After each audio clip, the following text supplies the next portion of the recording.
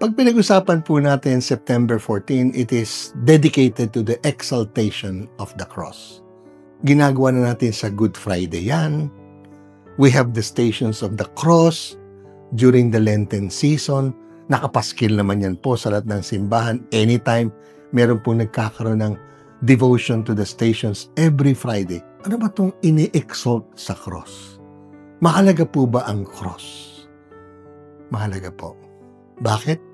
Kasi doon natin makikita si Kristo Jesus.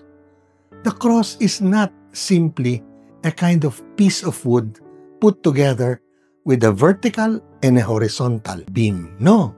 On that cross is the Son of God.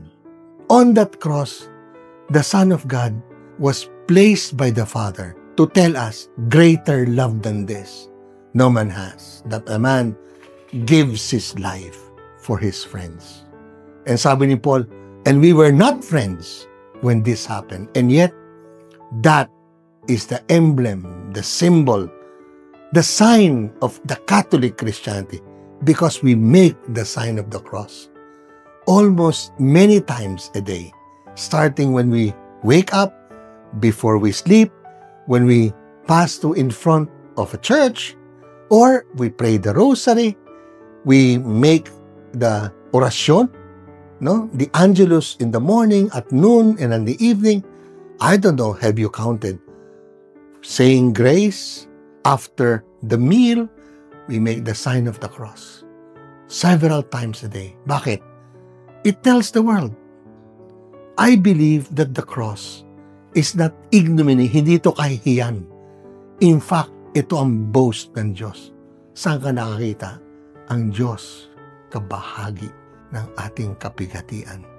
Sabi ng isang kaibigan ko, I believe that the world was made by God, the universe, for the sake of the incarnation. Para ang Diyos sabihin sa atin, noong ang anak na'y nagkatawan tao, hindi ako hiwalay sa inyo. Bahagi ako ng buhay niyo. At bahagi ako hindi lang ng inyong triumphs and joys and victories. Bahagi ako ng inyong pinagdadaang mga subok sa buhay. We exalt the cross because we exalt God is with us.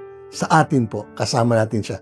Huwag tayong umilag sa subok ng buhay. At Diyos ay matatagpuan doon.